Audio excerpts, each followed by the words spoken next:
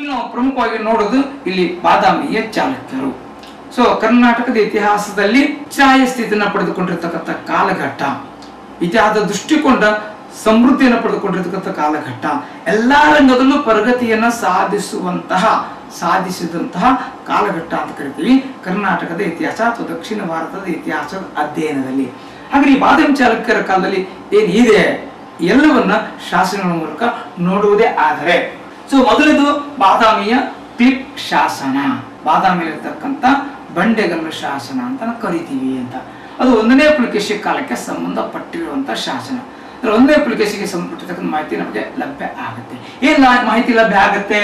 ಬಾದಾಮಿಯ ವಸ್ತು ಸಂಗ್ರಹಾಲಯದ ಹಿಂಬದಿಯ ಬೆಟ್ಟದ ಆಳವಾದ ಕಂದಕದಲ್ಲಿ ಶಾಸನವೊಂದನ್ನು ಬರೆಸಲಾಗಿದೆ. ನೀವ್ಯಾರಾದ್ರೂ ಬಾದಾಮಿ ಮ್ಯೂಸಿಯಂ ನೋಡಿದ್ರೆ ಅದ್ರ ಎದುರುಗಡೆಗೆ ನಿಮಗೆ ಬಂಡೆಗಲ್ಲು ಕಾಣ್ತದೆ, ಅಂದ್ರೆ ಕೆಳಗಡೆ ಮ್ಯೂಸಿಯಂ ಮಾಡ್ತಿದ್ದಾರೆ. ಆ ಮ್ಯೂಸಿಯಂದ ಎಡಗಡೆಯಿಂದ ಹಾದು ಹೋಗ್ಲಿಕ್ಕೆ ದಾರಿ ಇದೆ. ನಾವು ಹೋಗ್ಬೇಕಾದಾಗ ಯಾವುದೇ ರೀತಿಯಾಗಿರ್ತಕ್ಕಂಥ ದಾರಿ ಇರಲಿಲ್ಲ. ನಂಗೆ ಡಾಕ್ಟರ್ ಶೀಲಕಾಂತ್ ಪತ್ತಾರ್ ಅವರು ಈ ಶಾಸನವನ್ನು ತೋರಿಸಿದ್ದು ಅದ್ಭುತವಾಗಿರ್ತಕ್ಕಂಥದ್ದು.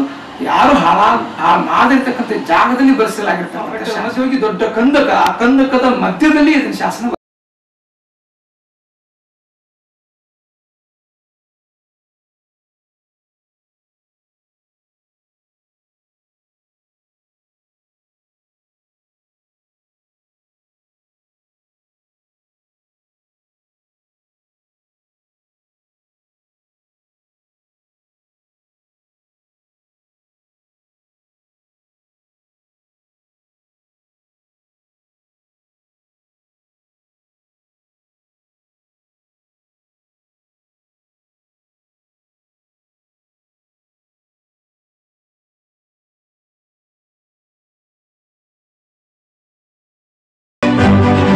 ಮೋಕ್ಷ ದಿನಮಾನಗಳಲ್ಲಿ ಯಾರಿಗೂ ಹೋಗ್ಲಿಕ್ಕೆ ಬಿಡಲ್ಲ.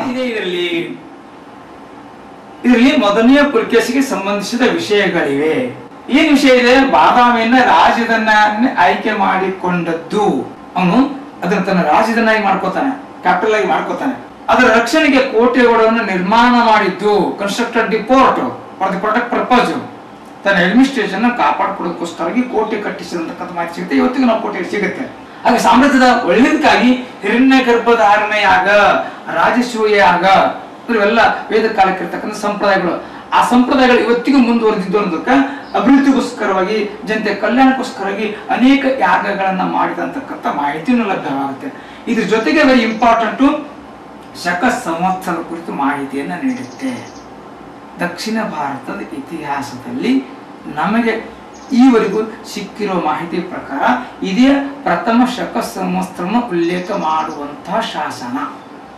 ನೋಡಿ, ಅಂದ್ರೆ ನಾವು ಈಗಾಗಲೇ ಹೇಳಿದ್ವಿ, ಗುಪ್ತರ ಶಾತವಾಹನರ ಕಾಲಕ್ಕೆ, ಹಾಲ ಕಾಲಕ್ಕೆ ಶಕ ಸಂವತ್ಸರ ಅಥವಾ ಕನಿಷ್ಕನ ಕಾಲಕ್ಕೆ ಶಕ ಸಂವತ್ಸರ ಪ್ರಾರಂಭ ಆಗಿದೆ ಅನ್ನೋದಾದ್ರೆ, ಅಲ್ಲಿಂದ ಸುಮಾರಿಗೆ 400 ವರ್ಷ ಗತಿಸಿದೆ. ಅಂದ್ರೆ ಅದು ನಿರಂತರವಾಗಿ ಕಂಟಿನ್ಯೂಷನ್ ಆಗಿದೆ.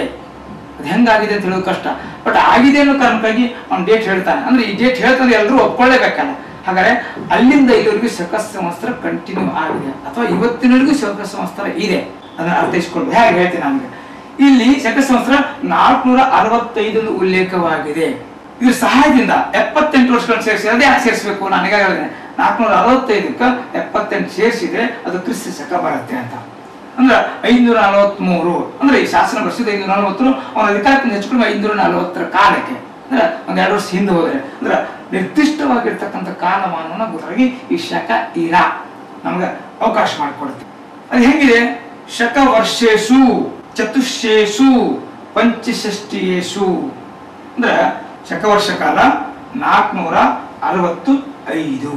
ಸೊ ಈ ಹಿನ್ನೆಲೆಯಲ್ಲಿ ಅಂದ್ರೆ ಒಂದು ಸಾಲನೆ ತಾಳು ಅಂತ ಹೇಳಲಾಗಿದೆ. ಅದರ ಮೂಲಕವಾಗಿ ಈ ಶಾಸನದ ಈ ಸಾಲುಗಳ ಮೂಲಕ ಶಕ ವರ್ಷವನ್ನು ಅಷ್ಟೇ ಅಲ್ಲದೆ ಪುಲಿಕೇಶಿ ಯಾರು, ಎಲ್ಲಿ ರಾಜಧಾನಿ ಮಾಡಿಕೊಂಡ, ಯಾಕ ಕೋಟೆಯನ್ನು ಕಟ್ಕೊಂಡ, ಸಮೃದ್ಧಿಗೋಸ್ಕರ ಯಾವ ಯಾಗಗಳನ್ನ ಮಾಡಿದ, ಎಲ್ಲ ಮಾಹಿತಿಗಳು ನಮಗೆ ಲಭ್ಯ ಆಗುತ್ತಿದೆ. ಹಾಗೆ ಆ ಶಾಸನದ ರಕ್ಷಣೆ ದೃಷ್ಟಿಕೊಂಡ ಎಲ್ಲಿ ಬರೆಸಲಾಯಿತು ಅಂತಕ್ಕಂಥ ಮಾಹಿತಿ ಲಭ್ಯ ಆಗುತ್ತೆ. ಹೀಗೆ ಒಂದು ಶಾಸನ ಎಷ್ಟು ಬೆಲೆ ಕಟ್ಟಲಿಕ್ಕೆ ಸಾಧ್ಯ ಇದೆ ಅನ್ನೋದನ್ನ ಅರ್ಥೈಸಿಕೊಳ್ಳೋದಕ್ಕೆ ಸಾಧ್ಯ ಆಗುತ್ತೆ. ನಂತರ ಬಂದ್ರೆ ನಾವು ಮಂಗಳೇಶ್ವರ ಮಹಾಕೂಟ ಸ್ತಂಭ ಶಾಸನ, ಮಹಾಕೂಟ ಪಿಲ್ಲರ್ ಇನ್ಸ್ಕ್ರಿಪ್ಷನ್ ಅಥವಾ ಮಹಾಕೂಟದಲ್ಲಿರುವ ಕಂಬ ಶಾಸನ. ಬಟ್ ಇವತ್ತು ಇದು ಬಿಜಾಪುರದ ವಸ್ತು ಸಂಗ್ರಹಾಲಯದಲ್ಲಿದೆ. ಅರ್ಥಾತ್ ಬಿಜಾಪುರದ ಗೋಲ್ ಗುಮ್ಮಟ ಮುಂದಿನ ಒಂದು ಕಟ್ಟಡ, ಆ ಕಟ್ಟಡದ ನಾವು ಎಂಟ್ರೆನ್ಸ್ ಕೊಡ್ತೀವಿ, ಆ ಎಂಟ್ರೆನ್ಸ್ ದಲ್ಲಿ ಈ ಪಿಲ್ಲರ್ ನೀಡಲಾಗಿದೆ. ಸಂರಕ್ಷಣೆ ದೃಷ್ಟಿಕೋನ ಅಂದ್ರೆ ಅವತ್ತಿನ ಕಾಲಕ್ಕೆ ಬಾದಾಮಿ ಬಿಜಾಪುರದ ಆದಿಯಿಂದಲೇ ಬರ್ತಿತ್ತು. ಹೀಗಾಗಿ ಬಿಜಾಪುರದ ವಸ್ತು ಸಂಗ್ರಹಾಲಯದಲ್ಲಿ ಇಡಲಾಗಿದೆ. ಆ ವಸ್ತು ಸಂಗ್ರಹಾಲಯ ಜನರೆಲ್ಲರಿಗೂ ಪರಿಚಯ ಆಗಲಿ ಅನ್ನೋ ದೃಷ್ಟಿಕೋನಕ್ಕೆ ಗೋಲ್ಗುಮ್ಮಟದ ಮುಂದಿನ ಬಿಡಿಗಿನಲ್ಲಿ ನಿಲ್ಲಿಸಲಾಗಿದೆ. ಸರಿ, ಇದರಲ್ಲಿ ಏನ್ ಹೇಳುತ್ತೆ? ಕಲ್ಚೂರ್ಯರ ಮೇಲೆ ಸಾಧಿಸಿದ ದಿಗ್ವಿಜಯದ ನೆನಪಿಗಾಗಿ ಮಹಾಕೂಟೇಶ್ವರ ದೇವಾಲಯದ ಮುಂಭಾಗದಲ್ಲಿ ಸ್ತಂಭ ಶಾಸನವನ್ನ ನಿರ್ಮಿಸಲಾಗಿದೆ.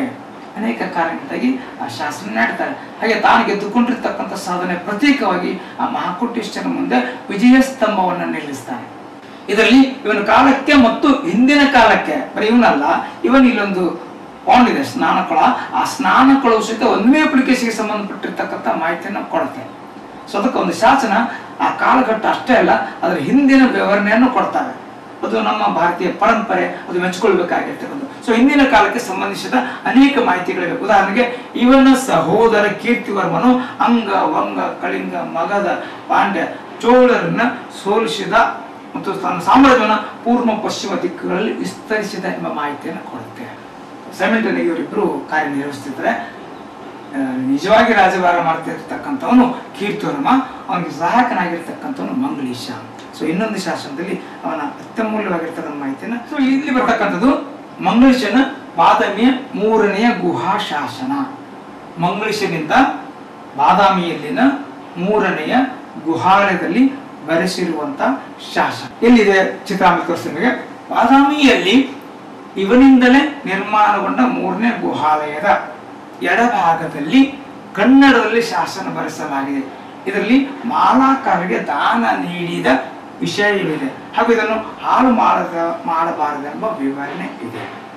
ನೋಡಿ, ಇಲ್ಲಿರ್ತಕ್ಕಂಥ ಇಂಪಾರ್ಟೆಂಟ್ ಏನು ಅಂತಂತಂದ್ರೆ, ಬಾದಾಮಿಯಲ್ಲಿ ಗುಹಾ ದೇಗುಲವನ್ನ ನಿರ್ಮಾಣ ಮಾಡಲಾಗಿದೆ.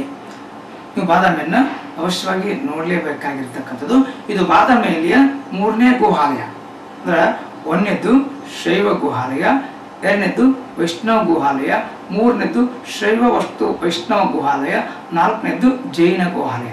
ಅಂದ್ರೆ ಒಂದೇ ಬದಿಗೆ 4 ಗುಹಾಲಯಗಳನ್ನ ನಿರ್ಮಾಣ ಮಾಡಿರುವುದರಿಂದ ಧಾರ್ಮಿಕ ಸಹಿಷ್ಣುತೆಯನ್ನು ಕಾಣ್ತೀವಿ. ಹಾಗೂ ಈ 4 ಗುಹಾಲಯಗಳಲ್ಲಿ ಅಥವಾ ಒಟ್ಟಾರೆ ಚಾಲುಕ್ಯರ ಕಾಲದ 9 ಗುಹಾಲಯಗಳಲ್ಲಿ ಇದು ಅತ್ಯಂತ ದೊಡ್ಡದಾಗಿರ್ತಕ್ಕಂಥ ಗುಹಾಲಯ ಅಥವಾ ಕಲ್ಮನೆ ಅಂತ ಕರಿತೀವಿ. ಇಂಥ ಮಹತ್ವದ ಗುಹಾಲಯವನ್ನ ನಿರ್ಮಾಣ ಮಾಡಿದವ Mangalisha. Very important, very interesting. ಇಲ್ಲಿ ಮಾಹಿತಿ ನಿಮಗೆ ಕೊಡ್ತೀನಿ. ಇದು ಮಂಗಳೀಶ ಅಧಿಕಾರಕ್ಕೆ ಬರುವುದಕ್ಕಿಂತ ಮುಂಚಿತವಾಗಿ ನಿರ್ಮಾಣ ಮಾಡಿದ ಗುಹಾಲಯ. Very interesting. ಅಂದ್ರೆ ಕೀರ್ತಿವರ್ಮನ ಕಾಲಕ್ಕೆ. ಹಾಗೆ ಈ ಶಾಸನ ದೃಷ್ಟಿಯಿಂದ ಹೇಳೋದಾದ್ರೆ ಇದು ಹೊರಗಡೆಗೆ ಕನ್ನಡದಲ್ಲಿದೆ.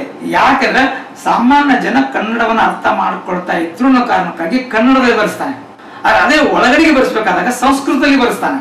ಒಳಗಡೆ ಶಾಸನ ಇದೆ, ಹೊರಗಡೆ ಶಾಸನ ಇದೆ, ಸಂಸ್ಕೃತದಲ್ಲಿ ಬರೆಸ್ತಾನೆ. ಹಾಗೆ ಆ ಸಂಸ್ಕೃತದಲ್ಲಿ ಇರ್ತಕ್ಕಂಥ ಶಾಸನದಲ್ಲಿ ಅದ್ಭುತವಾಗಿರ್ತಕ್ಕಂಥ ಮಾಹಿತಿ ನಮ್ಗೆ ಸಿಗುತ್ತೆ. ಅಂದ್ರೆ ಅವರು ವೈಷ್ಣವ ಧರ್ಮದ ಅವಲಂಬಿಗಳಾಗಿದ್ರು. ಆ ವೈಷ್ಣವ ಧರ್ಮನ ಪೂಜಿಸ್ತಾ ಇದ್ರು. ಆ ಕಾರಣಕ್ಕಾಗಿ ಅವನು ಹೇಳ್ತಾನೆ, ವಿಷ್ಣುನಲ್ಲಿ ಬೇಡಿಕೊಳ್ತಾನೆ, ಈ ದೇವಾಲಯದ ನಿರ್ಮಾಣದ ಪುಣ್ಯವು ನನ್ನ ಅಣ್ಣನಿಗೆ ತಟ್ಟಲಿ. ನೋಡಿ, ಆ ಪರಂಪರೆಯಲ್ಲಿ ಇವತ್ತಿಗೂ ಅಂತ ಗುಣಲಕ್ಷಣಗಳು ಉಳ್ಕೊಂಡು ಬಂದಿವೆ. ಅದು ಒಳ್ಳೆ ಮನೋಭಾವದಿಂದಲ್ಲ. ಇಲ್ಲ, ಪ್ರಾಚೀನ ಪರಂಪರೆ ಕೆಲವು ವಿಚಾರಗಳನ್ನ ಹೆಂಗ್ ವ್ಯಕ್ತಪಡಿಸಬಹುದು ಅಂತ ಉದಾಹರಣೆಗೆ ಏನದು ನನ್ನನಿಗೆ ತಪ್ಪಲಿ ಅಂತ ತಟ್ಟಲಿ ಅಂತಕ್ಕಂಥ ಅರ್ಥ ಅಂದ್ರೆ, ಕೀರ್ತಿವರ್ಮನಿಗೆ ಇನ್ನೂ ಮಕ್ಕಳಾಗಿ ತನ್ನ ಅಣ್ಣನನ್ನ ಸಂತೃಪ್ತಪಡಿಸುವ ಸಲುವಾಗಿ ತಾನು ಮಾಡಿದ ಗುಹಾಲಯವನ್ನೇ ತನ್ನ ಅಣ್ಣನಿಗೆ ಸಮರ್ಪಣೆ ಮಾಡ್ತಾನ. ಹಾಗೆ ಇನ್ನೊಂದು ಇಂಟ್ರೆಸ್ಟಿಂಗು, ಈ ಕಾಲದಲ್ಲಿ ಈ ಗುಹಾಲಯವನ್ನ ಉದ್ಘಾಟನೆ ಮಾಡಕ ಕೀರ್ತಿವರ್ಮ ಬಂದಿರುವುದಿಲ್ಲ. ನೋಡಿ, ಇತಿಹಾಸದಿಂದ ಎಷ್ಟು ಇನ್ಫಾರ್ಮೇಶನ್ ಸಿಗುತ್ತೆ. ಅಂದ್ರೆ ಕೀರ್ತಿವರ್ಮನ ಅನುಪಸ್ಥಿತಿ, ಅರ್ಥಾತ್ ರಾಜನ ಅನುಪಸ್ಥಿತಿಯಲ್ಲಿ ಈ ಗುಹಾಲಯ ಉದ್ಘಾಟನೆ ಆಗುತ್ತೆ. ಅದ್ ಯಾಕೆ? ಅದೇ ಡೇಟಿನಲ್ಲಿ ಇನ್ನೊಂದು ಕಡೆಗೆ ಕೀರ್ತಿವರ್ಮ ಕಾರ್ಯಕ್ರಮ ಇನ್ಫಾರ್ಮೇಶನ್ ನಮ್ಗೆ ಲಭ್ಯ ಆಗ್ತವೆ ಶಾಸನಗಳ ಮೂಲಕ. ಹಾಗೆ ಬ್ಯಾಡ್ಲಕ್ಕೋ ಗುಡ್ಲಕ್ಕೋ ಕೀರ್ತಿವರ್ಮನ ಮಕ್ಕಳಾಗ್ಬಿಡ್ತಾವ. ಇದು ಅಧಿಕಾರ ಕಳ್ಕೊಳ್ಬೇಕಾಗಿರ್ತಕ್ಕಂಥ ಸ್ಥಿತಿ ನಿರ್ಮಾಣ ಆಗುತ್ತೆ. ಅಂತ ಮಾಹಿತಿಗಳು ನಮಗೆ ಲಭ್ಯ ಆಗುತ್ತೆ. ಅಂತ ಅದ್ಭುತವಾಗಿರ್ತಕ್ಕಂಥ ಮಾಹಿತಿಗಳನ್ನ ಈ ಶಾಸನಗಳು ಕೊಡ್ತಾ ಅನ್ನಕ ಬೆಸ್ಟ್ ಎಕ್ಸಾಂಪಲ್ ಇದು ಅಂತಕ್ಕಂಥ. ಅಂದ್ರೆ ಇಲ್ಲಿರ್ತಕ್ಕಂಥ 2 ಶಾಸನದ ವಿವರಣೆಯನ್ನು ನಾನು ಕೊಟ್ಟೆ. ಅದರಲ್ಲಿ ಒಂದು ಪ್ರಮುಖವಾಗಿರ್ತಕ್ಕಂಥದ್ದು ಗುಹಾ ಶಾಸನ. ಅದು ಮಾಲಕಾರಿಗೆ ನೀಡಿರ್ತಕ್ಕಂಥ ದಾನದ ವಿಷಯ. ಅದು ಕನ್ನಡದಲ್ಲಿ ಬರೆಸಲಾಗಿದೆ. ಆ ಶಾಸನ ಎಲ್ಲಿದೆ ತೋರಿಸ್ತೀನಿ ನಿಮಗೆ. ಸೊ ಇದು 3rd ಕೇಜು. 6 ಕಂಬಗಳ ನೋಡೋಣ. 2 ಕಂಬ, 4 ಕಂಬ, 6 ಕಂಬ ಅಂತ ಕರಿತೀವಿ ಮುಖಮಂಟಪದಲ್ಲಿ. ಸೊ ಈ ಭಾಗದಲ್ಲಿ ಆ ಶಾಸನ ನಮಗೆ ಸಿಗುತ್ತೆ. ಕನ್ನಡದಲ್ಲಿ ಬರೆಸಿರ್ತಕ್ಕಂಥ ಶಾಸನ. Third caves. ಸೊ ಅವತ್ತಿನ ಕಾಲದ ಸ್ಕ್ರಿಪ್ಟ್ ಹೇಗಿದೆ ಅನ್ನೋದನ್ನು ನಾವಿಲ್ಲಿ ಗಮನಿಸಬಹುದು. ನೋಡಿ, ಸ್ವಸ್ತಿ, ಶ್ರೀ ಕೆಲವು ಅಕ್ಷರಗಳನ್ನು ನಾವು ಗುರುತಿಸ್ಕೊಂಡು ಹೋಗ್ಲಿಕ್ಕೆ ಸಾಧ್ಯ ಆಗುತ್ತೆ. ಆಕ್ಚುಲಿ ಇದು ಕನ್ನಡ ಟೆಕ್ಸ್ಟ್ ಅನ್ನು ಕೊಟ್ಟಿದೆ, ಅದು ಎಲ್ಲಿ ಹೋಗಿದೆ, ಬೇಕಿದ್ರೆ ಇನ್ನೊಂದ್ಸರಿ ನಾನು ಕನ್ನಡ ಟೆಕ್ಸ್ಟ್ ಹಾಕಿ ಕೊಡ್ತೀನಿ ಅಂತ. ವೆರಿ ಇಂಪಾರ್ಟೆಂಟ್ ನಮ್ಗೆ ಅಧ್ಯಯನಕ್ಕೆ ಬೇಕಾಗಿರ್ತಕ್ಕಂಥದ್ದು 2ನೇ ಪುಲಿಕೇಶಿ ಕಾಲಘಟ್ಟಕ್ಕೆ ಸಂಬಂಧಿಸಿರ್ತಕ್ಕಂಥ ಶಾಸನ. ಯಾಕಂದ್ರೆ ಸಿಲೆಬಸ್ ದೃಷ್ಟಿಕೊಂಡು ಅವನೇ ಇಂಪಾರ್ಟೆಂಟ್, ಅವನೇ ಇದ್ದಾನೆ. ಅವನ ಕಾಲಕ್ಕೆ ಸಂಬಂಧಿಸಿರ್ತಕ್ಕಂಥ ಐಹೊಳೆ ಶಾಸನ. ಇದು ಒಂದು ಶಾಸನ ಇಲ್ಲ ಅಂದ್ರೆ ಬಹುಶಃ ಅನೇಕ ಮಾಹಿತಿಗಳು ನಮ್ಗೆ ಸಿಗ್ತಾ ಇರಲಿಲ್ಲ ಅಂತ ಹೇಳ್ಬೋದು. ಬಟ್ ಈ ಐಹೊಳೆ ಶಾಸನ ನಾವು ಬೇರೆ ಬೇರೆ ಹೆಸರಿಂದ ಕರಿತೀವಿ. ಒಂದು ಐಹೊಳೆ ಶಾಸನ ಅಂತ ಕರಿತೀವಿ, ಇನ್ನೊಂದು ಮೇಗುತಿ ಗುಡಿ ಶಾಸನ, ಅಂದ್ರ ಮೇಲಿನ ಗುಡಿಯ ಮೇಲೆ ಬರೆಸಿರುವಂತ ಶಾಸನ. ಅದಕ್ಕೆ ಮೇಗುತಿ ಅಂತ, ಮೇಗುತಿ ಅಂತಕ್ಕಂಥದ್ದು ಮೇಲಿನ ಗುಡಿ ಅಂತ ಅರ್ಥ ಅಲ್ಲ. ರವಿಕೀರ್ತಿ ಶಾಸನ, ಈ ಮೇಗುತಿ ಗುಡಿನ ರವಿಕೀರ್ತಿ ನಿರ್ಮಾಣ ಮಾಡಿದ್ದ, ಹೀಗಾಗಿ ಆ ಗುಡಿಯಲ್ಲಿ ಬರೆಸಿರ್ತಕ್ಕಂಥ ಶಾಸನ ಒಂದಾಗಿದ್ದ, ಅದು ರವಿಕೀರ್ತಿ ಶಾಸನ ಅಂತಾನು ಕರಿತೀವಿ ನಾವು. ಅಥವಾ 2ನೇ ಪುಲಿಕೇಶಿ ಶಾಸನ ಅಂತ ಕರೀತಾರೆ. ಅಂದ್ರೆ ಐಹೊಳೆ ಶಾಸನ ಅಂತ ಕರೀತಾರೆ, ಮೇಗುತಿ ಗುಡಿ ಶಾಸನ ಅಂತ ಕರೀತಾರೆ, ರವಿಕೀರ್ತಿ ಶಾಸನ ಅಂತ ಕರೀತಾರೆ, ಹಾಗೂ 2ನೇ ಪುಲಿಕೇಶಿ ಶಾಸನ ಅಂತ ಕರೀತಾರೆ.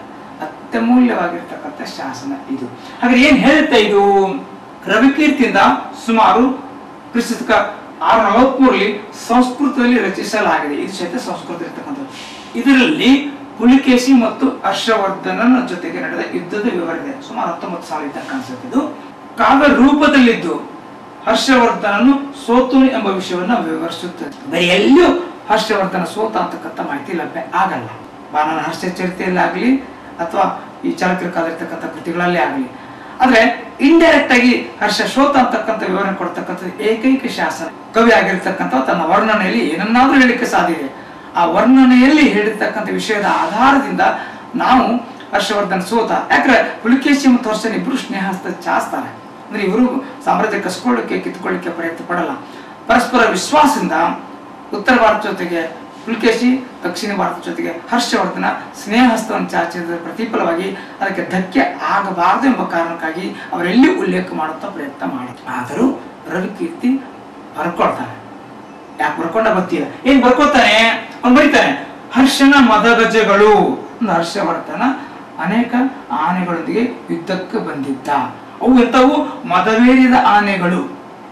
ಒಂದೊಂದಾಗಿ ನೆಲಕ್ಕುರುಳುತ್ತಿದ್ದಂತೆ, ಅಂದ್ರೆ ಸತ್ ಬೀಳಕ್ ಹತ್ತಿದ್ವು. ಅಂದ್ರೆ ಹರ್ಷನ ಬಲ ಅಂತಂದ್ರೆ ಆನೆಗಳೇ ಅದರ್ಥ ಅಂತ. ಅವು ನೆಲಕ್ಕುರುಳುತ್ತಿದ್ದಂತೆ ಹರ್ಷನ ಹರ್ಷ ಕುಂದಿತು. ನಾವು ಪ್ರಾಸಬದ್ಧವಾಗಿರ್ತಕ್ಕಂಥ ಅಂತ ಕರಿತೀವಿ ನಾವು. ಅದರಲ್ಲಿ ಕನ್ನಡ ಸಾಹಿತ್ಯ ಚರಿತ್ರೆಯಲ್ಲಿ ಆದಿಪ್ರಾಸ, ಮಧ್ಯಪ್ರಾಸ, ಅಂತ್ಯಪ್ರಾಸ ಅಂತ ಕರಿತೀವಿ ನಾವು. ಅಂದ್ರೆ ಆರಂಭದಲ್ಲಿ ಅಂತ ಹೆಸರುಗಳೇ ಬರಬೇಕು, ಮಧ್ಯದಲ್ಲಿ ಅಂತ ಹೆಸರುಗಳೇ ಬರಬೇಕು, ಕೊನೆಯಲ್ಲಿ ಅಂತ ಅಕ್ಷರಗಳೇ ಬರಬೇಕು. ಅವುಗಳನ್ನ ಪ್ರಾಸಬದ್ಧವಾಗಿರ್ತಕ್ಕಂಥ ಜೋಡಣೆ ಅಂತ ಕರಿತೀವಿ. ಹೀಗೆ ಪ್ರಾಸಬದ್ಧವಾದ ಜೋಡಣೆಯಲ್ಲಿ ಇಂಡೈರೆಕ್ಟ್ ಆಗಿ ಇಲ್ಲಿ ಹರ್ಷವರ್ಧನ ಸೋತ ಅಂತಕ್ಕಂಥ ಮಾಹಿತಿಯನ್ನು ಕೊಡ್ತಾನೆ ಅಂತ. ಈ ಯುದ್ಧವು ಸುಮಾರು 630-34 ನಡೆದಿರಬಹುದೆಂಬುದು ಇತಿಹಾಸಕಾರ ಅಭಿಪ್ರಾಯ. ಈ ಶಾಸನದಲ್ಲಿಯೂ ಶಕ ಸಂವತ್ಸರವನ್ನ ಉಲ್ಲೇಖ ಮಾಡಲಾಗಿದೆ. ಅಂದ್ರೆ ಅದು ಕಂಟಿನ್ಯೂ ಆಗಿತ್ತು ಅಂತ ಗೊತ್ತಾಗುತ್ತೆ. ಹಾಗೆ ಯಾವ ಕಾಲದಲ್ಲಿ ಈ ಗುಡಿಯನ್ನು ಕಟ್ಟಿದ ಅಂತ ಗೊತ್ತಾಗುತ್ತೆ, ಯಾವ ಕಾಲದಲ್ಲಿ ಈ ಶಾಸನ ಬರೆಸಿದ ಅಂತ ಗೊತ್ತಾಗುತ್ತೆ. ಎಲ್ಲ ಮಾಹಿತಿಗಳು ನಮಗೆ ಈ 2ನೇ ಪುಲಿಕೇಶಿ ಶಾಸನ ಮೂಲಕ ಲಭ್ಯ ಆಗುತ್ತೆ. ಸೊ ಇದು ಸಹಿತ ಅತ್ಯಂತ ಉಪಯುಕ್ತವಾಗಿರ್ತಕ್ಕಂಥ ಶಾಸನ. ಈಗ ನಾವು ರಾಷ್ಟ್ರಕೂಟರ ಕಾಲಕ್ಕೆ ಬಂದ್ರೆ ಅಂದ್ರೆ ದಕ್ಷಿಣ ಭಾರತದ ಇನ್ನೊಂದು ರಾಜಕೀಯ ಇತಿಹಾಸ ಅಂತ ಕರಿತೀವಿ ನಾವು. ಮುಮ್ಮಡಿ ಕೃಷ್ಣನ ಜೂರಾ ಪ್ರಶಸ್ತಿ, 3ನೇ ಕೃಷ್ಣನಕ್ಕೆ ಸಂಬಂಧಿಸಿದ ಜುರಾ ಅಂತಕ್ಕಂಥ ಪ್ರಶಸ್ತಿಯನ್ನು ಹೊಗಳಿಕೆ 2ನೇ ಪುಲಿಕೇಶಿ ಪ್ರಶಸ್ತಿ ಶಾಸನ ಅಂತ ಕರಿತೀವಿ. ಆ ಹೋಳಿಕೆ ಶಾಸನ ಎಲ್ಲಿದೆ? ಮಧ್ಯಪ್ರದೇಶದ ಜಬ್ಬಲ್ಪುರದಲ್ಲಿ. ನೋಡಿ, ಅವನು ಆಳಿರ್ತಕ್ಕಂಥದ್ದು ಕರ್ನಾಟಕದ ಭಾಗಗಳು. ಹಾಗೆ ಇವ್ರ ಸಾಮ್ರಾಜ್ಯ ಎಲ್ಲಿವರೆಗೂ ಹೋಗಿತ್ತು ಅಂತಕ್ಕಂಥ ವಿಷಯಕ್ಕೆ ಬಂದಾಗ ನಾವು ಗಂಗಾ ನದಿ ಅಂತ ಇದೆ ಒಂದು ಕಾಲಘಟ್ಟದಲ್ಲಿ. ಹೀಗಾಗಿ ಮಧ್ಯಪ್ರದೇಶದ ಒಂದು ಭಾಗದಲ್ಲಿ ಜಬ್ಬಲ್ಪುರದಲ್ಲಿ ದೊರೆತಿರುವ ಮುಮ್ಮಡಿ ಕೃಷ್ಣನ ಜುರಾ ಪ್ರಶಸ್ತಿ ಶಾಸನವು ಅವತ್ತಿನ ಜಬ್ಬಲ್ಪುರದಲ್ಲಿ ಕನ್ನಡ ಲಿಪಿಯಲ್ಲಿದೆ ಅಥವಾ ಕನ್ನಡದಲ್ಲಿ ಬರೆಸಲಾಗಿದೆ. ನೋಡಿ, ತಾನು ಕನ್ನಡದ ಅಭಿಮಾನತೆ ಹೇಳ್ಕೊಳ್ತಕ್ಕಂಥ ದೃಷ್ಟಿಕೋನದಿಂದ ಆದ್ರೂ ಅಲ್ಲಿ ಕನ್ನಡ ಬಾರದೇ ಇರತಕ್ಕಂಥ ಸಂದರ್ಭ ಅವಶ್ಯಕ ಅಲ್ಲಿ ಕನ್ನಡದಲ್ಲಿ ಹೇಳ್ತಾ ಅಂದ್ರೆ ಹೆಮ್ಮೆಯಿಂದ ಹೇಳ್ತಾರೆ. ರಾಷ್ಟ್ರ ಕನ್ನಡಿಗರು ಎಂಬುದನ್ನು ನಮಗೆ ತಿಳ್ಕೊಳ್ಳಿಕ್ಕೆ ಸಾಧ್ಯವಾಗುತ್ತೆ. ಅಂದ್ರೆ ಕನ್ನಡದ ಅಭಿಮಾನ ಹೇಗಿದೆ ಅದಕ್ಕೆ. ಆ ಮಧ್ಯಪ್ರದೇಶ ಭಾಗದಲ್ಲೂ ಸಹಿತ ಬಹುಶಃ ಕನ್ನಡದ ಕೆಲವು ಜನ ಇರ್ತಿರ್ಬೋದೇ ನಾವು ಅಲ್ಲಿ ಕನ್ನಡವನ್ನು ಬರೆಸ್ತಾನೆ ಅಂತಕ್ಕಂಥ ದೃಷ್ಟಿಕೊಂಡ. ಹಾಗೆ ಆ ಕನ್ನಡ ಶಾಸನ ಇವತ್ತಿಗೂ ಪ್ರಿಸರ್ವ್ ಆಗಿರೋದ್ರಿಂದ ಬಹುಶಃ ಅವತ್ತಿನ ಕಾಲದ ಯಾರಾದ್ರೂ ವ್ಯಕ್ತಿಗಳು ನಮ್ಮ ಕನ್ನಡ ಬರಲ್ಲ ತಿಳ್ಕೊಂಡು ಅದನ್ನ ಹಾಳು ಮಾಡಿದ್ರೆ ಅರ್ಥ ಆಗ್ತಿರ್ಲಿಲ್ಲ. ಹಾಗೆ ಹಾಳು ಮಾಡಿಲ್ಲ. ಸೊ ಅಂದ್ರೆ ಯಾವುದೇ ವಿಷಯಗಳನ್ನಾದರೂ ಹಾಳು ಮಾಡುವಂಥ ಪ್ರವೃತ್ತಿ ಪ್ರಾಚೀನ ಭಾರತದಲ್ಲಿ ಇರಲಿಲ್ಲ ಅನ್ನೋದನ್ನು ನಾವಲ್ಲಿ ಅರ್ಥೈಸಿಕೊಳ್ಳೋದಕ್ಕೆ ತಿಳ್ಕೊಳ್ಳಿಕ್ಕೆ ಸಾಧ್ಯ ಆಗುತ್ತೆ. ಹಾಗೆ ಅಮೋಘರ್ಷಣ ಸಂಜನ್ ತಾಮ್ರಪಟ ಶಾಸನ ಅಥವಾ ಸಂಜನ್ ಪ್ಲೇಟ್ ಅಂತ ಕರಿತೀವಿ ನಾವು. ಹಾಗೆ ಗೋವಿಂದನ ಅಶ್ವಪಡೆಗಳು ಅಂದ್ರೆ ಗೋವಿಂದಾದಿತ್ಯ ಅಂತ ಕರಿತೀವಿ ನಾವು. ಅವನ ಉತ್ತರ ಭಾರತದ ದಂಡೆ ಹತ್ರ ಕೈಕೊಂಡವ. ಅವನ ಕುದುರೆಗಳು, ಅವನ ಗಜಸೈನ್ಯ ಗಂಗಾ ನದಿಯ ಪವಿತ್ರ ನೀರನ್ನು ಕೂಡಿದವು ಎಂದು ಉಲ್ಲೇಖಿಸುತ್ತದೆ. ಅಂದ್ರೆ ಗಂಗಾ ನದಿಯವರೆಗೂ ಅವನು ಹೋಗಿದ್ದ, ಗೆದ್ದುಕೊಂಡಿದ್ದ ಅಥವಾ ಯುದ್ಧ ಮಾಡಿದ್ದ ಅಂತಕ್ಕಂಥ ಮಾಹಿತಿ. ಅಂದ್ರೆ ಗಂಗಾ ನದಿ ಉಲ್ಲೇಖ ಮಾಡಿದ್ರೆ ನೋ ಡೌಟ್ ಗಂಗಾ ನದಿಗೂ ಹೋಗ್ಲೇಬೇಕಾಗುತ್ತೆ. ಅದಕ್ಕೆ ಅವನು ಉದಾಹರಣೆ ಹೆಂಗ್ ಕೊಡ್ತಾನೆ, ಈ ಪ್ರಾಣಿಗಳು ಅಂದ್ರೆ ಗಂಗಾ ನದಿ ನೀರು ಸಹಜ ಕುಡಿತಾರೆ, ಗಂಗಾ ನದಿ ನೀರು ಕುಡಿದು ಅಂತ ಹೇಳ್ಕೊಡ್ತಕ್ಕಂಥದ್ದು ಹೆಮ್ಮೆ. ಆ ಹೆಮ್ಮೆಯಲ್ಲಿ ಏನ್ ಅಡಕವಾಗಿದೆ, ಇವನು ಉತ್ತರ ಭಾರತದ ಗಂಗಾ ನದಿವರೆಗೂ ಗೆಲುವನ್ನ ಪಡೆದುಕೊಂಡಿದ್ದ. ರಾಷ್ಟ್ರಕೂಟರ ಅರ್ಥಾತ್ ದಕ್ಷಿಣ ಭಾರತದ ದೊರೆಯೊಬ್ಬ ಉತ್ತರ ಭಾರತದ ಗಂಗಾ ನದಿಯವರೆಗೂ ಸಾಮ್ರಾಜ್ಯವನ್ನು ವಿಸ್ತರಿಸಿದ್ದ ಅಂತಕ್ಕಂಥ ಮಾಹಿತಿ ನಮಗೆ ಲಭ್ಯ ಆಗುತ್ತೆ. ಹಾಗೆ ಪಲ್ಲವರ ಕಾಲಕ್ಕೆ ಸಂಬಂಧಪಟ್ಟಿರ್ತಕ್ಕಂಥ ಶಾಸನಗಳನ್ನು ನಾವಿಲ್ಲಿ ಗಮನಿಸಲಿಕ್ಕೆ ಸಾಧ್ಯವಾಗುತ್ತೆ. ಮತ್ತೊಂದು ಮೈನರ್ ಡೈನೆಸ್ಟಿ ಇದಕ್ಕಿಂತ ಮಹೇಂದ್ರವರ್ಮನ ತಿರುಚನಾಪಳ್ಳಿಯ ಗುಹಾ ಶಾಸನ. ಚಾಲುಕ್ಯರ ಇಮ್ಮಡಿ ಪುಲಿಕೇಶಿಯಿಂದ ಪಲ್ಲವರ ದೊರೆ ಮಹೇಂದ್ರವರ್ಮನು ಸೋತಿದ್ದ. ನಮ್ಗೆ ಯಾರು ಗೊತ್ತಿಲ್ಲ ಅದಕ್ಕಾಗ. ಉತ್ತರದ ಭಾಗಗಳು ಕೈಬಿಟ್ಟು ಹೋಗಿದವು ಅಂದ್ರೆ ಅವನ್ನೆಲ್ಲ ಪುಲಿಕೇಶಿಗೆ ಇದ್ಕೊಂಡಿದ್ದ. ದಕ್ಷಿಣದಲ್ಲಿ ಅದ್ರ ಕೆಳಗಡೆ ಇರ್ತಕ್ಕಂಥ ಇವನ ರಾಜ್ಯ ಸುಭದ್ರವಾಗಿತ್ತು ಅಂದ್ರೆ ಪಲ್ಲವರಿಗೆ ತೊಂದರೆ ಆಗಿರಲಿಲ್ಲ. ಅವನ ತಿರುಚನಾಪಳ್ಳಿಯ ಗುಹಾಲಯ ಶಾಸನದ ಎಲ್ಲ ಮಾಹಿತಿಗಳು ಲಭ್ಯ ಆಗ್ತದೆ. ಅಂದ್ರೆ ಎರಡನೇ ಪುಲಿಕೇಶಿ ಪಲ್ಲವರನ್ನ ಸೋಲಿಸಿದ್ರು ಸಹಿತ, ಪಲ್ಲವರ ಕೆಲವು ಪ್ರದೇಶಗಳನ್ನು ಗೆದ್ದುಕೊಂಡು ಸಹಿತ ಪಲ್ಲವ ಸಾಮ್ರಾಜ್ಯ ಸಂಪೂರ್ಣವಾಗಿ ಸರ್ವನಾಶವಾಗಿರಲಿಲ್ಲ, ಇನ್ನೂ ಜೀವಂತವಾಗಿತ್ತು. ಹಾಗೆ ಜೀವಂತವಾಗಿದ್ದಕ್ಕೆ ಇವನ ಮಗನಾಗಿರ್ತಕ್ಕಂಥ ನರಸಿಂಹವರ್ಮ ಎರಡನೇ ಪುಲಿಕೇಶಿಯನ್ನು ಸೋಲಿಸಿ ಅಧಿಕಾರ ಸ್ಥಾಪಿಸ್ತಾನೆ. ನೋಡಿ ಎಂತ ಇಂಟ್ರೆಸ್ಟಿಂಗ್. ಅದೇನೇ ಇರಲಿ, ಯುದ್ಧದ ಸಂದರ್ಭಗಳು ಬಂದಾಗ ಸೋಲು ಗೆಲುವು ಅವುಗಳನ್ನು ಸಹಜವಾಗಿ ನಾವು ಗಮನಿಸ್ತೀವಿ. ಅದರಿಂದ ಅನೇಕ ಬದಲಾವಣೆಗಳು ಆಗ್ತವೆ. ಸೊ ಅಂದ್ರೆ ಮಹೇಂದ್ರವರ್ಮ ಅಧಿಕಾರ ಇನ್ನೂ ಜೀವಂತವಾಗಿತ್ತು ಅಂತಕ್ಕಂಥ ತಿಳ್ಕೊಳ್ಳಿಕ್ಕೆ ಸಾಧ್ಯವಾಗುತ್ತೆ. ಹಾಗೆ ಮಹೇಂದ್ರವರ್ಮನ ಕುಡುಮಿಯ ಮಲೈ ಶಾಸನ ವೆರಿ ಇಂಟ್ರೆಸ್ಟಿಂಗು. ಒಂದೊಂದು ಶಾಸನ ಒಂದೊಂದು. ಇಲ್ಲಿ ಈ ಶಾಸನ ಸಂಗೀತಕ್ಕೆ ಸಂಬಂಧಪಟ್ಟಿರ್ತಕ್ಕಂಥ ಮಾಹಿತಿಯನ್ನ ಕೊಡುತ್ತೆ. ಪಲ್ಲವ ಕಾಲಕ್ಕೆ ಸಂಗೀತದ ಬಗ್ಗೆ ಸಾಕಷ್ಟು ಮಾಹಿತಿಗಳು ಆಗ್ತದೆ. ಸಂಗೀತ ಮತ್ತು ಕಲೆಗಳಿದ್ದ ಅಭಿರುಚಿಯನ್ನು ನಮ್ಗೆ ತಿಳಿಸ್ಕೊಂಡ್ರೆ ಮಹೇಂದ್ರವರ್ಮನ ಇಂಟ್ರೆಸ್ಟಿಂಗ್ ಏನು ಅಂತ ಹೇಳ್ಕೊಡ್ತಾರೆ. ಆ ಸಂಗೀತಕ್ಕೆ ಸಂಬಂಧಪಟ್ಟಿರ್ತಕ್ಕಂಥ ಕಲೆಗೆ ಸಂಬಂಧಪಟ್ಟಿರ್ತಕ್ಕಂಥ ಮಾಹಿತಿಯನ್ನ ಒದಗಿಸಿಕೊಡುವಂತ ಶಾಸನ ಇದು. ಇತಿಹಾಸ ದೃಷ್ಟಿಕೋನ ಇನ್ನೊಂದು ಮಹತ್ವಪೂರ್ಣವಾಗಿರ್ತಕ್ಕಂಥದ್ದು ಅದು ಮಹೇಂದ್ರವರ್ಮನ ಮಂಡಗಪಟ್ಟು ಶಾಸನ. Very very important. ಇದ್ರ ಮೂಲಕ ನಾವು ಮಾಹಿತಿಯನ್ನು ಪಡ್ಕೊಳ್ಳಿಕ್ಕೆ ಸಾಧ್ಯವಾಗುತ್ತೆ ಅಂತ. ಏನು ಆ ಶಾಸನ ತೋರಿಸಿ ಹೇಳ್ತೀನಿ. ಸೊ ಇದೊಂದು ಶಾಸನ. ಈ ಶಾಸನವನ್ನ ಬ್ರಿಟಿಷ್ ಆಳ್ವಿಕೆಯಲ್ಲಿ ಅರ್ಥೈಸುವ ಹಿನ್ನೆಲೆಯಲ್ಲಿ ಕೆಲವು ತಪ್ಪುಗಳಾಗಿದ್ದಾವೆ. ಏನ್ ತಪ್ಪುಗಳಾಗಿದ್ದಾವೆ ನಾವು ಈಗಾಗಲೇ ಗಮನಿಸಬೇಕಾಗಿದೆ. ಈ ಶಾಸನವನ್ನ ಎರಡನೇ ಪುಲಿಕೇಶಿನ ಸಮಕಾಲದಲ್ಲಿ ಬರೆಸಲಾಗಿದೆ. ಅರ್ಥಾತ್ ನಾವು ಗಮನಿಸಬೇಕು ಎರಡನೇ ಪುಲಿಕೇಶಿ ಕಾಲಘಟ್ಟಕ್ಕೆ. ಬಟ್ ಈ ಶಾಸನವನ್ನು ಹೇಳ್ತಾನೆ, ನಾನು ಕಬ್ಬಿಣವನ್ನ ಬಳಸದೆ, ಕಟ್ಟಿಗೆಯನ್ನ ಬಳಸದೆ, ಗಾರೆಯನ್ನ ಬಳಸದೆ ದೇವಾಲಯವನ್ನ ನಿರ್ಮಾಣ ಮಾಡಿದ್ದೇನೆ ಅಂತ ಬರೀತಾನ. ಸೊ ಇದರಿಂದ ಗುಹಾ ದೇಗುಲಗಳನ್ನ ನಿರ್ಮಾಣ ಮಾಡಿದ ಪ್ರಥಮ ದೊರೆ ಇವನು ಅಂತಕ್ಕಂಥದ್ದು ಇತಿಹಾಸಕಾರರಲ್ಲಿ ಸ್ವಲ್ಪ ಮಟ್ಟಿಗೆ ಈ ವಿವರಣೆ ಸಿಕ್ಬಿಡ್ತಂತ. ಆದ್ರೆ ಇವನಿಕ್ಕಿಂತ ಹಿಂದೆ ಅಂದ್ರೆ ನಾವು ಗಮನಿಸಬೇಕಿರ್ತಕ್ಕಂಥದ್ದು ಎರಡನೇ ಪುಲಿಕೇಶಿಕ್ಕಿಂತ ಹಿಂದೆ ಮಂಗಳಿಸಿದ್ದಾನೆ. ಆ ಮಂಗಳಿಸಿನಕ್ಕಿಂತ ಹಿಂದೆ ಕೀರ್ತಿವರ್ಮ ಇದ್ದಾನೆ. ಕೀರ್ತಿವರ್ಮನ ಕಾಲಕ್ಕನೇ ಮೂರನೇ ಗುಹಾಲಯವನ್ನ ನಿರ್ಮಾಣ ಮಾಡಲಾಗಿದೆ, ನೆನಪಿಸಿಕೊಳ್ಳಿ. ಹಾಗೆ ಅದು ಮೂರನೇದಾಗಿದೆ ಅಂದ್ರೆ ಅದಕ್ಕಿಂತ ಹಿಂದೆ 2 ಮತ್ತು 1ನೇ ಗುಹಾಲಯ ಆಗಿದೆ. ಅಂದ್ರೆ ಈ ಗುಹಾಲಯ ನಿರ್ಮಾಣ ಕಾರ್ಯ ಎಷ್ಟೋ ವರ್ಷಗಳಿಂದ ಹಳೆಯದು.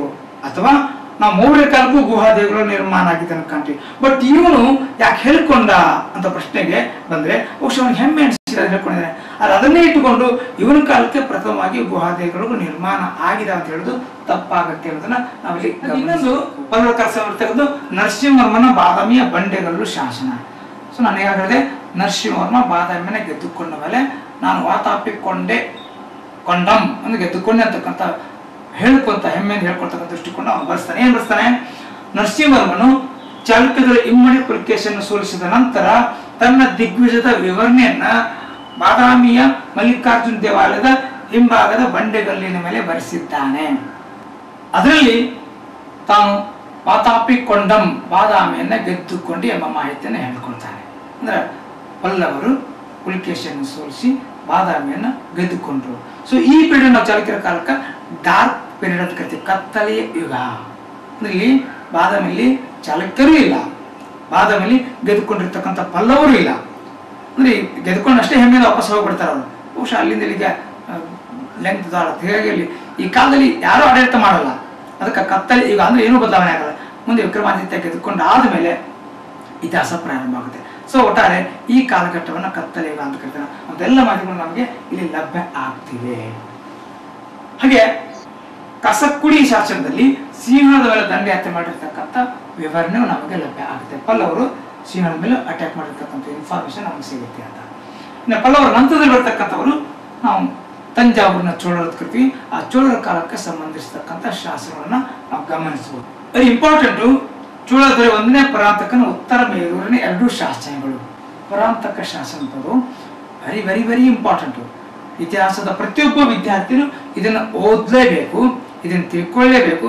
ಬಹುಶಃ ನನ್ನ ಪ್ರಕಾರ ಇದ್ರ ಪ್ರಕಾರ ಜೀವಿಸುವಂತ ಕ್ರಮವನ್ನು ಏನಾದರೂ ಮಾಡಿದರೆ ಭಾರತದಲ್ಲಿ ಸ್ವರ್ಗವೇ ಜಾಗತಿಕವಾಗಿ ಭಾರತದ ಅದ್ಭುತವಾಗಿರ್ತಕ್ಕಂಥ ರಾಷ್ಟ್ರ ಮತ್ತೊಂದು ಇಲ್ಲ ಅಂತ ಹೇಳ್ಬೋದು. ಅಂತ ಅದ್ಭುತವಾಗಿರ್ತಕ್ಕಂಥ ಮಾಹಿತಿಯನ್ನ ಈ ಶಾಸನದಲ್ಲಿ ನಮಗೆ ಸಿಗುತ್ತೆ. ಹಾಗಾದ್ರೆ ಏನ್ ಸಿಗುತ್ತೆ? ಪರಾಂತಕನ 2 ಶಾಸನಗಳು ಚೋಳ ಸಾಮ್ರಾಜ್ಯದಲ್ಲಿದ್ದ ಸ್ಥಳೀಯ ಸರ್ಕಾರದ ಲೋಕಲ್ ಸೆಲ್ಫ್ ಗವರ್ಮೆಂಟ್ ಅಥವಾ ಗ್ರಾಮಾಡಳಿತ ಬಗ್ಗೆ ತಿಳಿಸುತ್ತಾ ಅಂದಿನ ಸ್ಥಳೀಯ ಸಂಸ್ಥೆಗಳ ಚುನಾವಣಾ ಪದ್ಧತಿ ನೋಡಿ ಹೆಂಗ ಆಯ್ಕೆ ಮಾಡ್ಕೊಂಡು ನಮ್ಮಲ್ಲಿ ಇವತ್ತು ದುಡ್ಡು ಕೊಟ್ಟು ಆಯ್ಕೆಯಾಗಿ ಅಥವಾ ಇನ್ನೇನೋ ಮಾಡಿ ಆಯ್ಕೆಯಾಗಿ ಅಥವಾ ಅದಂತ ಬಹುಶಃ ಕೆಟ್ಟದಾಗಿರ್ತಕ್ಕಂಥ ಸ್ಥಿತಿ ಇಡೀ ಭಾರತದಲ್ಲಿ ಆ ಥರ ಇದೆ. ಎಲ್ಲೋ ಆಕಸ್ಮಿಕ ಬಹುಶಃ ಲಕ್ಷಕ್ಕೊಬ್ಬ ಅನ್ಬೋದು ನಾವು ಪುಣ್ಯಾತ್ಮ ಇದ್ರೆ. ಸ್ಥಳೀಯ ಸರ್ಕಾರದ ಮಾಹಿತಿಯನ್ನು ಕೊಡ್ತೇವೆ. ಚುನಾವಣಾ ಪದ್ಧತಿ ಎಷ್ಟು ಸಿಸ್ಟಮೆಟಿಕ್ ಆಗಿತ್ತು ಅಂತ. ಸೊ ಗ್ರಾಮ ಸಭೆಗಳ ಕಾರ್ಯರೂಪಗಳ ಬಗ್ಗೆ ಮಾಹಿತಿ ನೀಡುತ್ತದೆ ಮತ್ತು ಅವ್ರು ಕೆಲಸ ಮಾಡ್ತಕ್ಕಂಥದ್ದು ಏನು? ಆಯ್ಕೆಗೊಂಡ 30 ಸದಸ್ಯರು ನಿರ್ವಹಿಸಬೇಕಾದ ಕಾರ್ಯಗಳು ಹಾಗೂ ಅವರು ಮಾಡಬೇಕಾದ ಆಡಳಿತ ಹೆಂಗೆ ಸಿಸ್ಟಮೆಟಿಕ್ ಆಗಿ. ನಂತರ ಮುಂದಿನ ಚುನಾವಣೆ ಮಾಡಬೇಕು. ಹಾಗೆ ಅವರುಗಳಿಗೆ ಅಧಿಕಾರವನ್ನ ಬಿಟ್ಟು ಕೊಡಬೇಕು. ಅಧಿಕಾರ ಬಿಟ್ಟುಕೊಡ್ಬೇಕಾದಾಗ ಎಲ್ಲ ಲೆಕ್ಕಪತ್ರಗಳನ್ನು ಒಪ್ಪಿಸಬೇಕು. ಅದ್ಭುತವಾಗಿರ್ತಕ್ಕಂಥ ಚೋಳರ ಕಾಲಕ್ಕೆ ಗ್ರಾಮಾಡಳಿತದ ಬಗ್ಗೆ ಹೇಳ್ತೀನಿ. ಹೆಂಗ ಆಯ್ಕೆ ಮಾಡ್ತಂದ್ರೆ ಅವನಿಗೆ ಅರ್ಹತೆ ಅಂದ್ರೆ 35ರಿಂದ 70 ವರ್ಷ ವಯಸ್ಸನಾಗಿರ್ಬೇಕು, ಪ್ರಾಮಾಣಿಕನಾಗಿರಬೇಕು. ಹಾಗೆ ಅವನು ಅದೇ ಭಾಗದವನಾಗಿರ್ಬೇಕು ಅನ್ನೋ ಕಾರಿಗೆ 1 ಎಕರೆ ಭೂಮಿ ಇರಬೇಕು ಅಥವಾ ಸ್ವಂತ ಮನೆ ಇರಬೇಕು. ಅಂದ್ರೆ ಆ ಜಾಗದವನೇ ಆಗಿದ್ದರೆ ಅವನು ಪ್ರಾಮಾಣಿಕವಾಗಿ ಕೆಲಸ ಮಾಡ್ತಾನೆ. ಹಾಗೆ ನೀತಿ ನಿಯಮ ಬಲ್ಲವನಾಗಿರ್ಬೇಕಂದ್ರೆ ಅದಕ್ಕನುಗುಣವಾಗಿ ಅವನು ಕೆಲಸ ಮಾಡ್ತಾನೆ. ಈ ಹಿನ್ನೆಲೆಯಲ್ಲಿ ಅಂತವನ್ನ ಆಯ್ಕೆ ಮಾಡ್ತಾರೆ. ಒಂದ್ಸರಿ ಆಯ್ಕೆ ಆಗಿರ್ತಕ್ಕಂಥ ಮತ್ತೊಂದ್ಸರಿ ಆಯ್ಕೆ ಆಗ್ಲಿಕ್ಕೆ ಅವಕಾಶಗಳಿಲ್ಲ. ನೋಡಿ ಎಷ್ಟು ನಾವಾಗ 8-10 ವರ್ಷ ಆಯ್ಕೆ ಆಗುತ್ತೆ, ಅದಕ್ಕೇನು ಬೆಲೆನೇ ಇಲ್ಲ. ಅಂದ್ರೆ ಜೊತೆಗೆ ನಾನಲ್ಲ ನನ್ನ ಮಗನೂ ಆಗ್ಬೇಕು ಅಂತ ಚಿನ್ಸಿಸ್ ಇಲ್ಲಿ ಏನು ಇಲ್ಲವೇ ಇಲ್ಲ. ಹಾಗೆ ನಾವು ಪ್ರಾಮಾಣಿಕ ತನದಿಂದ ಕೆಲಸ ಮಾಡಬೇಕು. 6 ವಿಭಾಗ ಬರ್ತಾ 6 ವಿಭಾಗದಲ್ಲಿ ಕೆಲಸ ಮಾಡ್ಬೇಕಾಗತ್ತೆ 5 ಜನ ಇಟ್ಕೊಂಡು. ಹಾಗೆ ಮತ್ತವನ್ನೆಲ್ಲ ಲೆಕ್ಕಪತ್ರ ಒಪ್ಪಿಸಬೇಕು. ಅಂದ್ರೆ 365 ದಿನ ಅಂತ ನಾವು ಇಟ್ಕೊಂಡ್ರೆ ಆ ಕಾರಣದಲ್ಲಿ ಬರುತ್ತೆ. 360 ದಿನ ಅವನು ಕೆಲಸ ಮಾಡ್ತಾನೆ. ಉಳಿದ 5 ದಿನ ಮುಂದಿನ ಚುನಾವಣೆ ಮಾಡಿ ಅಧಿಕಾರ ಬಿಟ್ಟು ಕೊಡುವ ಲೆಕ್ಕಪತ್ರ ಒಪ್ಪಿಸುವ ಕಾರ್ಯ ಮಾಡ್ತಾನೆ. ಇವತ್ತು ನಾವು ಅಧಿಕಾರ ಬಿಟ್ಟು ಕೊಡ್ಬೇಕಾದ್ರೆ ಎಷ್ಟು ಕಷ್ಟಪಡ್ತೀವಿ ನೆನಪಿಸ್ಕೊಂಡ್ರೆ ಆಶ್ಚರ್ಯ ಆಗುತ್ತೆ. ಅದೇನು ಬಹುಶಃ ಅದೇನು ಅಂತಂದ್ರೆ ಅದು ರೊಕ್ಕವನ್ನು ಉತ್ಪಾದಿಸುವ ಮಷಿನ್ ಇದ್ದಾಗ. ಚುನಾವಣೆಯಿಂದ ಆಯ್ಕೆ ಆಗೋದಂದ್ರೆ ಏನಪ್ಪಾ ಅಂದ್ರೆ ರೊಕ್ಕವನ್ನು ಹಣ ಸಂಪಾದನೆ ಮಾಡ್ಲಿಕ್ಕೆ ಒಂದು ಒಳ್ಳೆಯ ದಾರಿ ಇದ್ದಾಗ. ಆ ಕಾರಣಕ್ಕಾಗಿ ಮಾಡ್ತಿದ್ದಾರೆ ಅಂತ ನನ್ನ ಅಭಿಪ್ರಾಯ. ಬೇರೆಯವ್ರದ್ದು ಇರ್ಬೋದು, ಇಲ್ಲಿ ಇರ್ಬೋದು, ನನಗೆ ಗೊತ್ತಿಲ್ಲ. ಆದ್ರೆ ಇಂಥ ಅದ್ಭುತವಾಗಿರ್ತಕ್ಕಂಥ ಚುನಾವಣಾ ಪದ್ಧತಿಯನ್ನ ಚೋಳರ ಕಾಲದ ಗ್ರಾಮಾಡಳಿತದ ಮೂಲಕ ತಿಳ್ಕೊಳ್ಳಿಕ್ಕೆ ಸಾಧ್ಯವಾಗುತ್ತೆ. ನೋಡಿ ಒಂದೊಂದು ಶಾಸನ ಎಷ್ಟು ಬೆಲೆ ಕಟ್ಟಲಿಕ್ಕೆ ಆಗದಿರ್ತಕ್ಕಂಥ ಮಾಹಿತಿಗಳನ್ನ ನಮ್ಮ ಮುಂದೆ ತೆರೆದಿರುವಂತ ಪ್ರಯತ್ನ. ಪುರಾತತ್ವದಲ್ಲಿ ಮತ್ತೊಂದು ಪ್ರಮುಖವಾಗಿರ್ತಕ್ಕಂಥ ಘಟಕ ಭಾಗ ನಾಣ್ಯಗಳು. ಸೊ ಈ ನಾಣ್ಯಗಳು ಸಹಿತ ಇತಿಹಾಸ ರಚನೆಯಲ್ಲಿ ಪಾತ್ರ ವಹಿಸ್ತವೆ. ಅದು ಹೆಂಗೆ? ನಾಣ್ಯಗಳ ಅಧ್ಯಯನವನ್ನ ನಾಣ್ಯಶಾಸ್ತ್ರ ನ್ಯೂಮಿಸ್ಮ್ಯಾಟಿಕ್ ಅಂತ ನಾವು ಕರಿತೀವಿ. ಈ ನಾಣ್ಯಶಾಸ್ತ್ರದ ಮೂಲಕ ನಾವೇನ್ ತಿಳ್ಕೋಬಹುದು? ದೇಶದ ವಿವಿಧ ಭಾಗಗಳಲ್ಲಿ ದೊರೆತ ಪರ್ಟಿಕ್ಯುಲರ್ ನಾವು ಈ ಕಾಲಘಟ್ಟಕ್ಕೆ ಸಂಬಂಧಪಟ್ಟಿರ್ತಕ್ಕಂಥ ಏರಿಯಾದಲ್ಲಿ ದೊರೆತ ಅಂತ ಕರಿಬೋದು. ಅವು ಬಂಗಾರದ ನಾಣ್ಯ ಇರ್ಬೋದು, ಬೆಳ್ಳಿಯ ನಾಣ್ಯಗಳಿರ್ಬೋದು, ತಾಮ್ರದ ನಾಣ್ಯಗಳಿರ್ಬೋದು, ಸೀಸದ ಪರ್ಟಿಕ್ಯುಲರ್ ಸೀಸದ ಈ ಕಾಲದಲ್ಲಿ ಸಿಗೋದಲ್ಲ, ಅದು ಶಾತವಾಹನ ಕಾಲಕ್ಕೆ ಮಾತ್ರ ಸಿಗುತ್ತೆ. ಅದಕ್ಕೆ ಲೆಡ್ ಕಾಯಿನ್ಸ್ ಅಂತ ಕರಿತೀವಿ ನಾವು. ಈ ಕಾಲಘಟ್ಟಕ್ಕೆಲ್ಲ ಬೆಳ್ಳಿ, ತಾಮ್ರ, ಹಿತ್ತಾಳೆ, ಬಂಗಾರದ ನಾಣ್ಯಗಳು ಲಭ್ಯವಾಗ್ತಾ ಹೋಗ್ತವೆ. ಒಟ್ಟಾರೆ ಇಂತಹ ಲೋಹಗಳ ಅಂದ್ರೆ ಯಾವುದೇ ಕಾರಣಕ್ಕೂ ಹಾಳಾಗದೇ ಇರತಕ್ಕಂಥ ಲೋಹ ಇವು. ಅವುಗಳನ್ನು ಬಳಸಿಕೊಂಡು ನಾಣ್ಯ ಚಲನೆ ಮಾಡ್ತಾನೆ. ಅಂತ ಲೋಹಗಳ ನಾಣ್ಯಗಳು ಭಾರತದ ಇತಿಹಾಸ ರಚನೆಗೆ ಅತ್ಯಂತ ಉಪಯುಕ್ತವಾಗಿರ್ತಕ್ಕಂಥ ಮೂಲಾಧಾರಗಳಾಗಿವೆ. ಹಾಗೆ ಏನು ಹೇಳ್ತಾವು? ನಾಣ್ಯಗಳ ಮೇಲಿನ ಚಿಹ್ನೆಗಳು, ಏನೋ ಸಿಂಬಾಲ್ ಇರ್ತದೆ, ಚಿತ್ರಗಳು, ಅದು ಚಿತ್ರ ಇರ್ತದೆ, ರಾಜವಂಶದ ಹೆಸರಿರ್ತದೆ, ಬಿರುದುಗಳು ಇರ್ತವೆ, ಅಲ್ಲಿ ಕಾಲಮಾನದ ಡೇಟ್ ಇರ್ತದೆ. ಇವೆಲ್ಲವುಗಳನ್ನ ಬಳಸಿಕೊಂಡು ಆ ಕಾಲಘಟ್ಟದ ಇತಿಹಾಸವನ್ನು ಅರ್ಥ ಮಾಡಿಕೊಳ್ಳಕ್ಕೆ ಸಾಧ್ಯ ಆಗುತ್ತೆ ಒಂದು ಕಡೆಗೆ. ಹಾಗೆ ಲೋಹ ಯಾವುದು, ಅವುಗಳ ನಿರ್ದಿಷ್ಟ ತೂಕ ಯಾವುದು, ಎಷ್ಟು ವೇಟ್ನಲ್ಲಿ ನಾಣ್ಯ ತಯಾರು ಮಾಡಲಾಗಿದೆ, ಅವುಗಳ ಗಾತ್ರ ಯಾವುದು, ಅವುಗಳ ಆಕಾರ ಯಾವುದು, ಇವೆಲ್ಲವುಗಳನ್ನು ಅರ್ಥೈಸಿಕೊಳ್ಳೋದು ಅಂದ್ರೆ ಒಂದು ನಾಣ್ಯದಿಂದ ಅಷ್ಟೆಲ್ಲ ಇನ್ಫಾರ್ಮೇಶನ್ ವಿಷಯ. ಉದಾಹರಣೆ ಇವತ್ತೇ ನಮ್ಮ ಕಾಲದ ನಾಣ್ಯ ತಗೊಂಡ್ರೆ ಅದು ರೌಂಡ್ ಆಗಿದೆ, ಎಷ್ಟು ಸಿಸ್ಟಮೆಟಿಕ್ ಆಗಿ ರೌಂಡ್ ಆಗಿದೆ ಇಂಪಾರ್ಟೆಂಟ್, ಅಂದ್ರೆ ಯಾವುದೋ ಯಂತ್ರದಿಂದಲೇ ತಯಾರಿಸಲಾಗಿದೆ.